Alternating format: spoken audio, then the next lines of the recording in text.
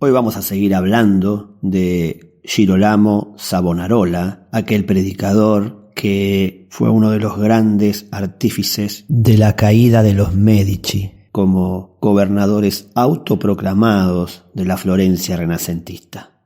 Savonarola había querido impulsar una constitución que fue rechazada, pero lejos de amilanarse, ahora quería cargar contra el Papa Alejandro Borgia, quizás el más corrupto de todos los papas que haya estado en la Santa Sede, y Girolamo quería ser ahora el libertador de toda la cristiandad. Para ponernos en contexto, pensemos que durante el episcopado del Papa Borgia, Alejandro VI, proliferó como nunca la venta de indulgencias, que no era otra cosa que poner un precio económico a los pecados, y entonces cada pecado tenía un valor, un precio, a través del cual uno podía obtener la absolución para luego, post-mortem, ir al reino de los cielos. Si robaba, pagaba un estipendio. Si asesinaba, si mentía, si faltaba a las virtudes, podía salvaguardar su propia alma y moral a través del dinero. En un principio Alejandro no estaba muy preocupado por las censuras que Savonarola enviaba contra el clero, porque eso era muy común en esa época. Pero luego, cuando se dio cuenta que su voz empezaba a llegar a todos los rincones de Italia, le escribió una pequeña carta en donde lo invita a Roma. Y esa carta dice lo siguiente: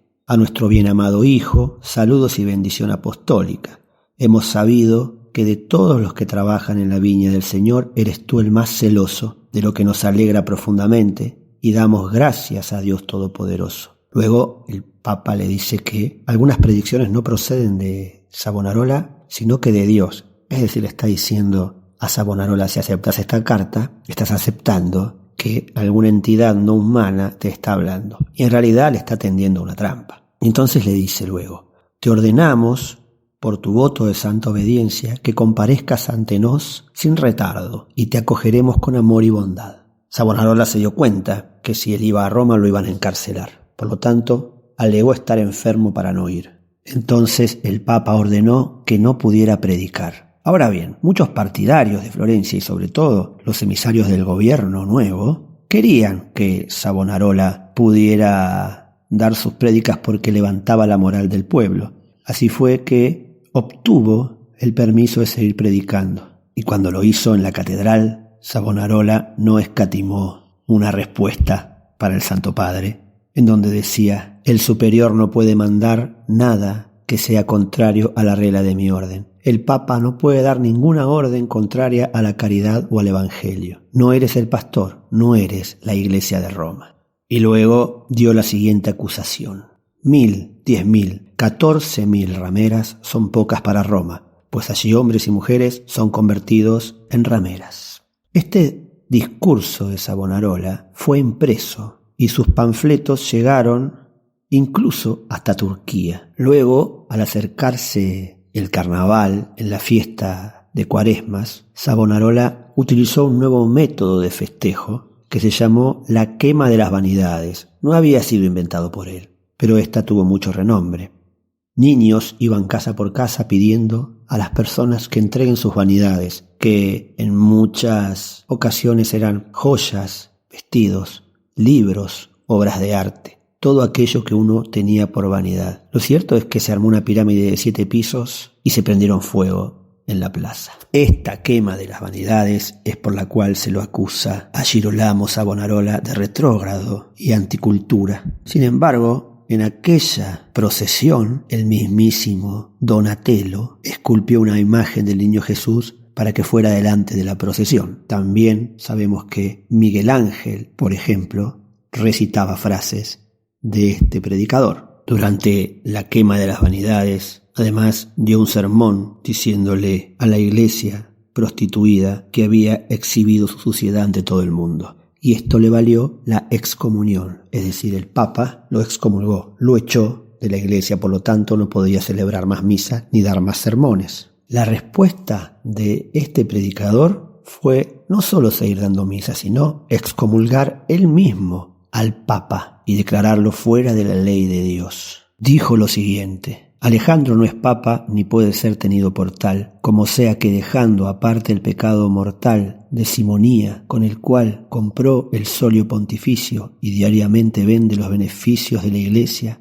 al mayor postor, y dejando asimismo aparte sus otros vicios manifiestos, yo declaro que no es cristiano ni cree en Dios. La respuesta no se hizo esperar, y un fraile franciscano, enviado por el Papa, apeló a un método medieval muy antiguo, la ordalía, el juicio de Dios, y desafió a Savonarola a someterse al juicio de Dios. Había que caminar sobre brasas encendidas, y aquel que no se dañara sería el que Dios dijera que es justo. El fraile representaría al Papa, y Savonarola se representaría a sí mismo. Toda la ciudad se congregó para ver eso, pero Savonarola no quiso participar, ya que el Papa tampoco lo hacía, y entonces un fraile, admirador de él, se ofreció para hacerlo. Pero momentos antes de que eso sucediese, ante el fervor del pueblo que se había reunido para ver quién tendría razón, la ordalía fue suspendida por el gobierno de Florencia. Esto hizo enojar mucho al pueblo florentino, y empezó a correrse el rumor de que Girolamo Savonarola no había tenido el valor suficiente para sostener su verdad, y algunas personas,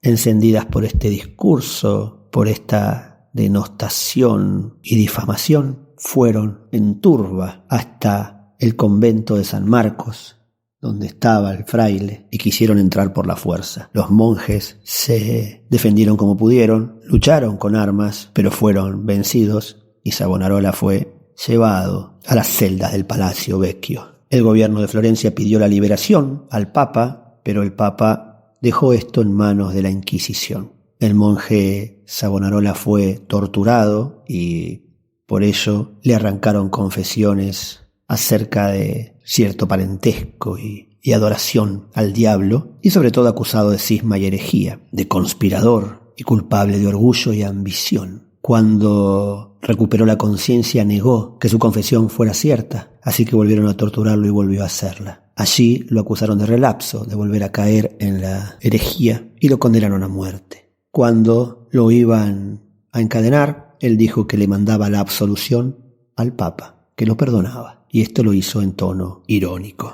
Dicen que cuando marchó hacia la pira, donde iba a ser quemado, besó un crucifijo y dijo: el Señor sufrió mucho por mí, y no volvió a hablar. Sus cenizas fueron arrojadas al Arno para que nadie pudiera venerar alguna parte de su cuerpo o sus huesos como reliquia, y todos los años, hasta 1703, se cubría de flores aquel sitio donde el fuego había consumido al fraile y 2 monjes que yacieron con él, y actualmente una placa marca el lugar del crimen más famoso de la historia de Florencia.